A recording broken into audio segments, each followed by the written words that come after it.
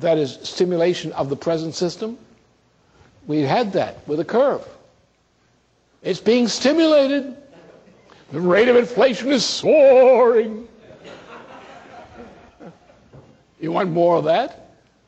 Do you realize what the rate of inflation is now underlying? Do you realize what it means relative to your income personally? How do you match your income with the rate of stimulation?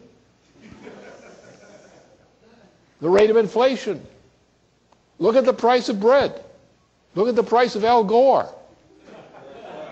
He took food out of your diet as a carbon control measure. No, so the point is, forget stimulation. This economy is not going to recover by stimulation. This recovery will recover only by massive surgery to remove the present kind of stimulation and introduce an altogether different one. What we have to do is forget monetary stimulation. We have to have a governmental control of the creation of credit. We must have a banking system, a regular banking system, which cooperates with government in processing that credit into places where it's needed. New firms, infrastructure, so forth. So the creation of credit by government, not financial stimulation. You've got too much sexual financial stimulation going on as it stands now. Right? What we have to do is bring this thing under control and take down the present financial monetary system without changing some of the labels. And how do you do that? You do that by an orderly bankruptcy. What do you do with an ordinary bankruptcy? You put the entity into bankruptcy. And the first thing you do, you say, we're going to send this to the butcher shop or revive it. Now, in most of these cases, you can't send it to the butcher shop because these industries and these locations, let's take the case right here, Loudoun County, nearby. I warned about this. I warned about this back in 2000, that Loudoun County was being set up to become ground zero for the biggest financial collapse in U.S. history. And it is now in process of becoming exactly that, as I warned. What happens when it was bankruptcy in Loudoun County? What happens with this crazy idea of bailing out worthless real estate investment enterprises at the cost of banks? It is the banks which are used by the federal government and other means to bring credit into areas, institutions. It is the security of these banks which is essential to us in our system of government, our system of economy. We regulate, we do not destroy. We destroy that which is worthless. We destroy diseases. We don't destroy financial institutions. We don't stimulate a sick economy. We don't stimulate the sale of cocaine. We don't stimulate the spread of AIDS. We don't stimulate these things. What we do is we concentrate on creating and supporting things which are necessary to cause the physical recovery of the economy. The problem with this thinking is people are worshippers of money. The Mammonites. Strict worshippers of money. And money is nothing. Money, except as government makes it more than that, is either a system of usury, of piracy, or it's an instrument of government, controlled by government. Money must be controlled by government. Principle number one. Before answering the question, do you accept the control of money by government in terms of its utterance and its circulation? Do you accept that? Do you accept tax rates which are selective,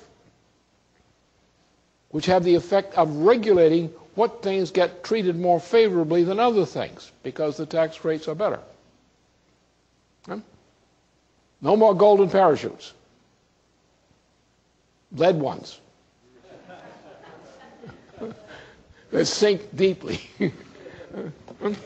So stimulation is not the answer. What you have to do is create a new monetary system without shutting down the monetary process. How do you do that? You take the core of this financial problem. The core is the homeowners are losing their homes. You cannot have them thrown out of their homes.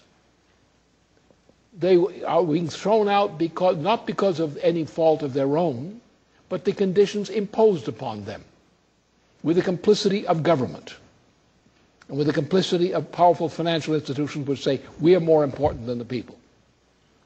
People like Bloomberg, I mean, anybody who's got an $11 billion income cannot have done it honestly.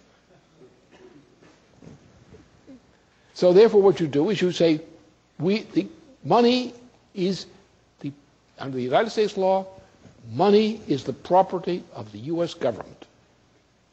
And its regulation lies with the House of Representatives as a representative agency and lies with the presidency, especially the Treasury Department.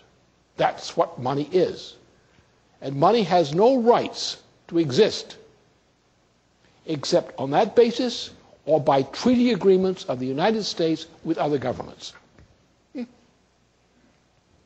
So anything else, when you get in bankruptcy, the welfare of this population is threatened, the welfare of the nation is threatened, the economy is threatened. What do?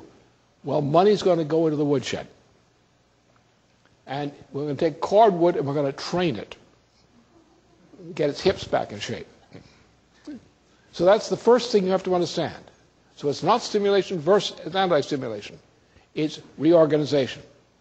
And how do you do that? What you do is you go into the key parts of the economy, starting with homeowners, communities, and banks, real banks, not the fake ones.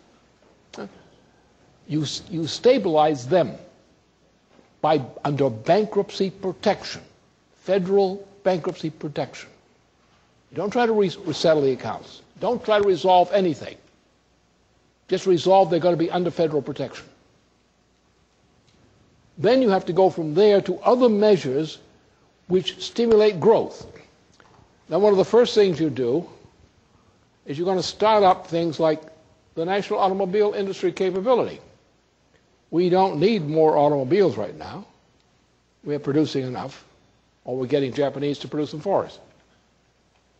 But what we do need is to revive the machine tool capability which was located within the automobile industry as a machine tool capability to build infrastructure, to build nuclear plants, to build new mass transportation systems. We don't need all these highways.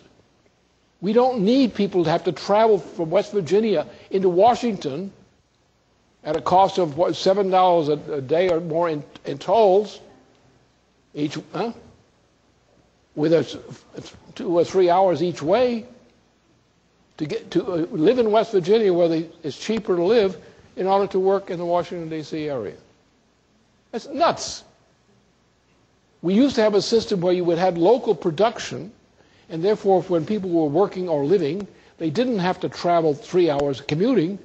The ideal of community organization was 15 minutes each way commuting. That was considered good. At the maximum, half an hour. When you go beyond a half an hour or 15 minutes for commuting time, either way, to and from work or other essential functions as a normal daily function, you are insane, or the government's insane. So therefore, what we're going to do is reorganize the society to make sure that those things which are essential are encouraged, and those things which are not essential, well, they can sit there for a while.